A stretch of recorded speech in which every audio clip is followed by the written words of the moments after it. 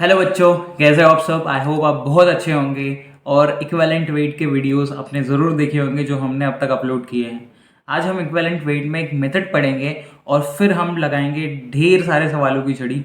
तो उसके बाद इक्विवेलेंट वेट में हमें कोई दिक्कत नहीं होगी, ये मेरी गारंटी है आपसे।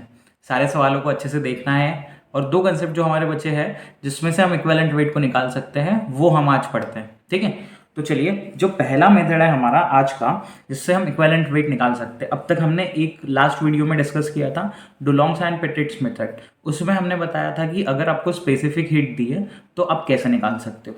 आज हम पढ़ने वाले हैं क्या, वोलाटाइल क्लोराइड मेथड, ठीक है। तो हेडिंग डाल लीजिए आप, volatile chloride method, volatile chloride method. Okay, क्या होगा इसमें, देखो। सबसे पहले जो कंपाउंड है वो कैसा होना चाहिए, वोलाटाइल। वोलाटाइल मतलब वेपराइज्ड होना चाहिए। हमें क्वेश्चन में बोला जाएगा कि कंपाउंड जो है वो वोलाटाइल कंपाउंड है, ठीक है। ये चीज़ रहनी चाहिए, पहली बात तो ये। दूसरा, हमें डेटा जो है वो दो तरीके का डेटा क्वेश्चन में गिवन रहना चाहिए। पहला वेपर डेंसिटी, वेपर डेंसिटी और और वेपर डेंसिटी की जगह मॉलिक्यूलर वेट, दोनों में से कोई भी चलेगा। वेपर डेंसिटी और मॉलिक्यूलर वेट हमें दिया हुआ रहना चाहिए। और equivalent weight of element, equivalent weight of element, ये हमें दिया हुआ रहना चाहिए, ठीक है। अगर ये हमें दिया है तो हम एटॉमिक वेट निकाल सकते हैं। हमारा काम क्या है, एटॉमिक वेट निकालना। इससे हम क्या करेंगे, एटॉमिक वेट फाइंडिंग। चलिए समझते हैं इसको कैसे होगा। जैसे मान लेते हैं हमारे पास कोई एलिमेंट है, ठीक है। जो एलिमेंट है उसकी वैलेंसी है X. Let valency of element, valency of element B X. तो मैं अगर यहाँ पे लिखना चाहूँ किसी इक्विवेलेंट वेट के बारे में या मॉलिक्यूलर वेट पहले लिखना चाहूँ, तो मॉलिक्यूलर वेट क्या होगा बताइए। मॉलिक्यूलर वेट क्या हो जाएगा, atomic weight of M, atomic weight of M plus 35.5 into valency. Clear. अब एटॉमिक वेट ऑफ मेटल या एम क्या होगा, इक्विवेलेंट वेट इंटू उसकी वैलेंसी। तो यहाँ लिख सकता हूँ मैं molecular weight, molecular weight is equal to इसका equivalent weight into valency x plus 35.5 x. अब कॉमन निकाल लेंगे हम एक्स को, यहाँ क्या आएगा ई प्लस 35.5। ये ई किसका है बेटा, मेटल का। अब चलिए आगे समझते हैं इसको। अगर मैं मॉलिक्यूलर वेट की जगह ऐसा लिख लेता हूँ 2 इंटू वेपर डेंसिटी, क्या ये चलेगा, हाँ ये चलेगा बिल्कुल भी। और फिर मैं x की वैल्यू अगर निकालूँ तो वो क्या आएगा, 2 into vapour density upon E plus 35.5। ये फॉर्मूला आपको याद रखना है हमेशा वोलेटाइल क्लोराइड मेथड से। यहाँ से x से क्या मिलेगा आपको, x मिलेगी वैलेंसी। अगर वैलेंसी आपको मिल गई बेटा, अगर आपको वैलेंसी मान लो x की वैल्यू जो है वो मिल गई, तो फिर क्या करोगे आप, तो फिर आप एटॉमिक वेट निकाल सकते हो। एटॉमिक वेट क्या होगा, यहाँ equivalent weight into x multiply करके निकाल सकते हो, ठीक है। समझ में आया, क्लियर हुआ। इसको नोट कर लो, नोट कर लो जल्दी से, आप पॉज करके इसको नोट कर लो। फिर हम बढ़ते हैं आगे अपने नेक्स्ट मेथड की तरफ और उसके बाद फिर हम क्वेश्चंस करेंगे, ठीक है। तो सेकेंड मेथड है हमारे पास में। सेकेंड मेथड हम स्पेसिफिक हीट मेथड ले लेते हैं, स्पेसिफिक हीट मेथड। अब स्पेसिफिक हीट मेथड में आपको दी जाएगी गामा की वैल्यू। किसकी वैल्यू, गामा की। गामा क्या होता है, Cp अपॉन Cv। Cp क्या होता है बेटा, इसको हम थर्मोडायनामिक्स में डिटेल में पढ़ते हैं, specific heat capacity at constant pressure. ये होगा क्या, specific heat capacity at constant pressure, ठीक है। ज़्यादा टेंशन नहीं लेना, ये गामा की वैल्यू आपको क्वेश्चन में दी होगी। और ये क्या होगा, Cv specific heat capacity at constant volume. Okay clear. मान लो कि जो गामा की वैल्यू है वो हमें दी हुई है 1.66। फिर यहाँ एटोमिसिटी आपको कंसिडर करना है 1। अगर 1.66 है तो कितने कंसिडर करना है, हमेशा 1। 1.66 या फिर आप बोल सकते हो गामा की वैल्यू 5/3 होगी। तो ये हो गया हमारा फर्स्ट केस। सेकेंड, अगर गामा की जो वैल्यू है हमें दे दी है 1.4, कितनी 1.4, तो हम एटोमिसिटी लेंगे 2। समझ में आ गया? तो ये कितनी होगी फ्रैक्शन में 7/5। थर्ड, अगर गामा की वैल्यू हमें दी है 1.33, तो हम लेंगे एटोमिसिटी 3। तो फिर फ्रैक्शन में कैसे लिख सकते हैं 4/3। ये चीज़ ध्यान रखना है। अब एटोमिसिटी मिल गई तो हम क्या कर सकते हैं बताओ?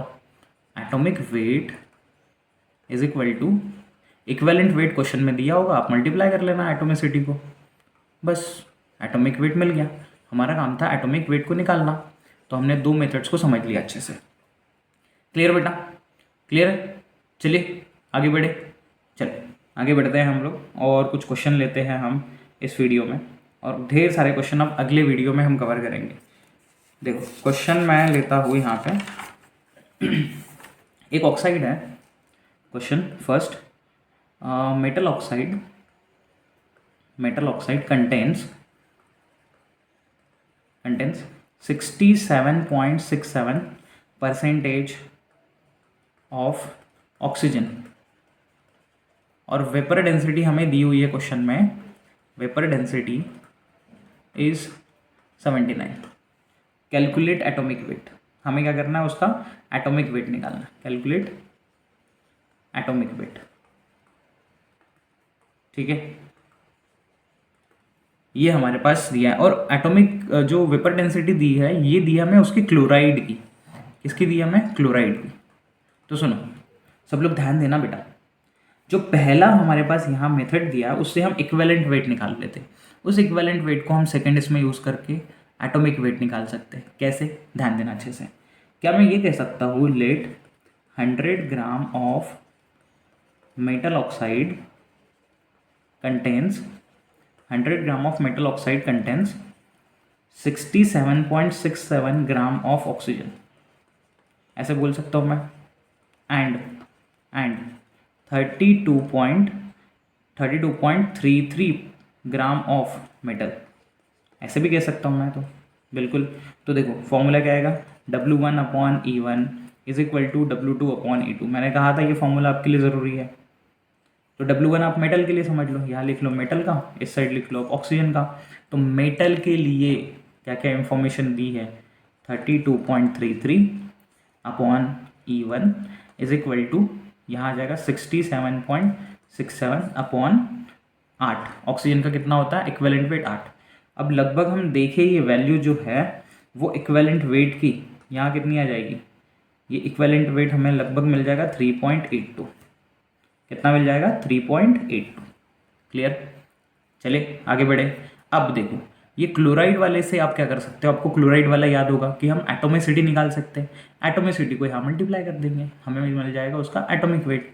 एटोमिसिटी का फॉर्मूला याद होगा आपको, 2 into vapour density upon E plus 35.5।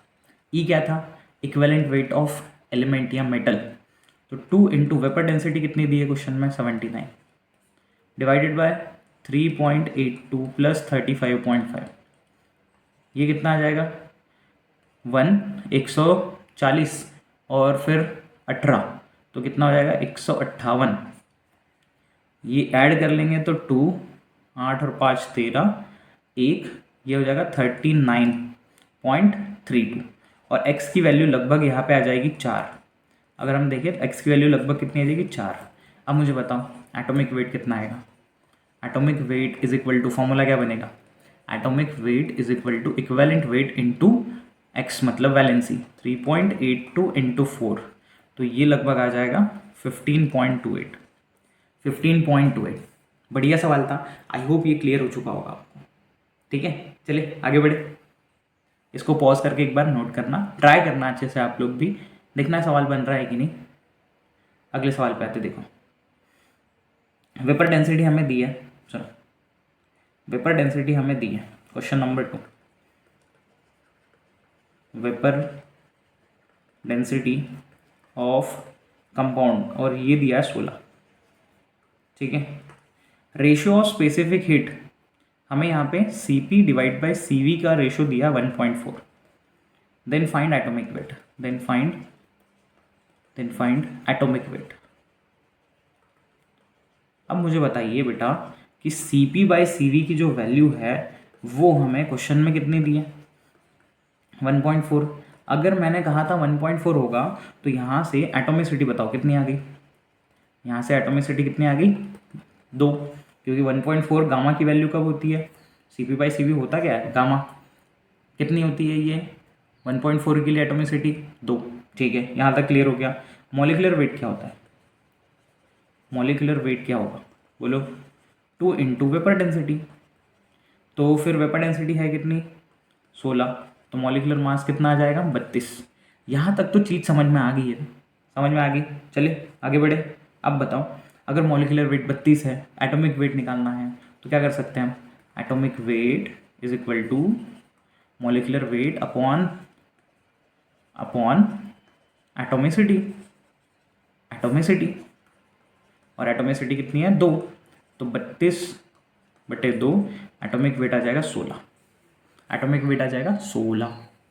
चलिए समझ में आया, क्लियर, सही सवाल था. ठीक, नेक्स्ट क्वेश्चन पे आते हैं.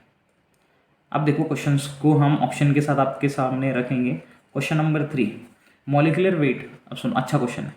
Molecular weight of dibasic acid. ये हमारे पास डाई बेसिक एसिड है, ठीक है, डाई बेसिक एसिड है, इज W, ये W है. Equivalent weight will be, equivalent weight कितना होगा, इक्विवेलेंट वेट विल बी कितना होगा बताओ. ऑप्शन है हमारे पास कुछ इस प्रकार से, W/2, W/3 और D आ जाएगा 3W. बताइए हमें दिया क्या हुआ है क्वेश्चन में, वेट, और हमें पूछा इक्विवेलेंट वेट. इक्विवेलेंट वेट का formula W upon valency factor. ठीक है, अब डाई बेसिक एसिड का मतलब इसका जो N फैक्टर है या वैलेंसी फैक्टर है वो कितना आ गया, 2. ठीक है, तो फॉर्मूला क्या आएगा इसका, W अपॉन 2. ऑप्शन क्या बन जाएगा, A. जितने उसके N फैक्टर होंगे उससे डिवाइड करना है आपको weight divide by N factor. Clear, हमें मिल जाएगा equivalent weight of acid and bases. चलो नेक्स्ट क्वेश्चन लेते हैं हम. क्वेश्चन क्रमांक शायद 4 था ये. तो क्वेश्चन नंबर 4 देखो. अब देखो ये क्वेश्चन अच्छा है. 0.126 gram of N acid requires 20 ml 0.1 normal NaOH. ठीक है, फॉर कंप्लीट न्यूट्रलाइजेशन. ये बोला गया है find basicity of acid. Basicity of acid मतलब आपको वैलेंसी फैक्टर निकालना है. ऑप्शन हम ले लेते हैं यहाँ पे 1, 2, 3, 4 ऐसे ऑप्शन हमें यहाँ पे दिए हुए हैं. ठीक है, कोई दिक्कत इसमें, हाँ. सॉल्यूशन देखो इसका,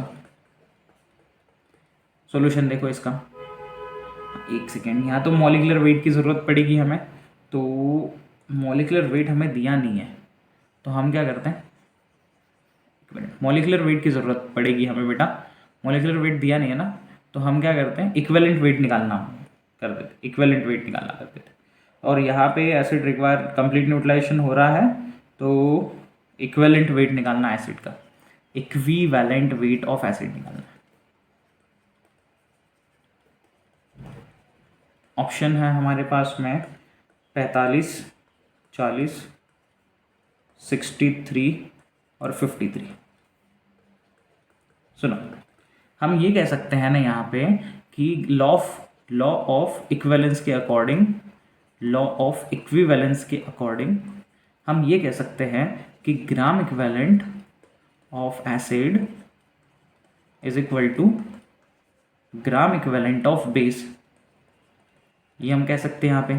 तो ग्राम इक्विवेलेंट ऑफ एसिड देखो अच्छे से, क्या करोगे आप, आपको वेट दिया हुआ है, वेट दिया हुआ है, तो आप क्या करोगे, weight upon equivalent weight, weight upon equivalent weight is equal to, यहाँ वॉल्यूम और नॉर्मेलिटी दी है, तो यहाँ फॉर्मूला लगाओगे आप NV। हमने लास्ट वीडियो में सारे फॉर्मूले देखे थे। वेट आपको दिया है 126 into 10⁻³ upon equivalent weight, normality दी है हमें 0.1, और 20 ml को करेंगे हम लीटर में, तो -3 से मल्टीप्लाई पावर में, ये हो गया कैंसिल। ठीक है, इसको हमने हटा दिया तो ये हो गया कैंसिल, यहाँ आ गया 2, तो E आ जाएगा 126/2, मतलब ये आ जाएगा 63। ऑप्शन सी हमारे लिए राइट ऑप्शन होगा।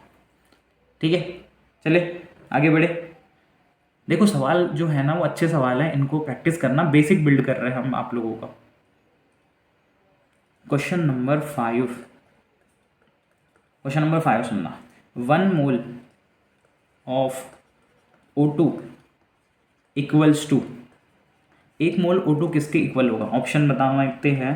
4 gram equivalent oxygen, 4 gram equivalent oxygen क्या इसके इक्वल होगा, B 2 ग्राम इक्विवेलेंट, फिर 32 ग्राम इक्विवेलेंट, 32 ग्राम इक्विवेलेंट, और लास्ट आ जाएगा 8 ग्राम इक्विवेलेंट। बताइए 1 मोल किसके इक्वल होगा। क्या करेंगे हम, देखो ग्राम इक्विवेलेंट आपको दिया है, तो ग्राम इक्विवेलेंट का फॉर्मूला क्या होगा, gram equivalent is equal to, आपको मोल वाला यूज़ करना है, तो मोल इंटू एन फैक्टर कर लो, मोल इंटू एन फैक्टर। अब देखो ग्राम इक्विवेलेंट कितना दिया है हमें, यहाँ 4 ग्राम इक्विवेलेंट, 4 ग्राम इक्विवेलेंट है, 2 है, 32 है, 8 है, ये ऑप्शन है। तो क्या करेंगे हम, यहाँ ए के लिए पुट करता हूँ मैं, तो 4 इज इक्वल टू मोल कितना है 1 इंटू एन फैक्टर कितना होता है इसका, एन फैक्टर ऑक्सीजन का कितना होता है 4। ये तो सही आ रहा है, दोनों साइड सेम आ रही है। ठीक है, ये ऑप्शन हमारा बन रहा है। बी ऑप्शन एक बार चेक करते हैं, 2 इज इक्वल टू 1 इंटू 4, ये दोनों साइड इक्वल नहीं आ रहा है, ये तो नहीं हो सकता। सी में अब 32 इज इक्वल टू 1 इंटू 4, ये भी नहीं हो सकता। D 8 is equal to 1 into 4, ये भी नहीं हो सकता। तो सही ऑप्शन क्या हमारा ए। आपको क्या चेक करना था, ग्राम इक्विवेलेंट जो दिए है is equal to mole into n factor, और O2 का एन फैक्टर कितना होता है, O2 का एन फैक्टर होता है 4, कितना होता है 4। चलिए आखिरी सवाल पे आते हैं इस वीडियो के, question number 6। Volume of 1 gram equivalent, 1 gram equivalent of H2 at NTP is, 1 gram equivalent H2 का वॉल्यूम कितना होगा। ऑप्शन है 5.6 लीटर, 11.2 लीटर, फिर 22.4 लीटर, और 44.8 लीटर।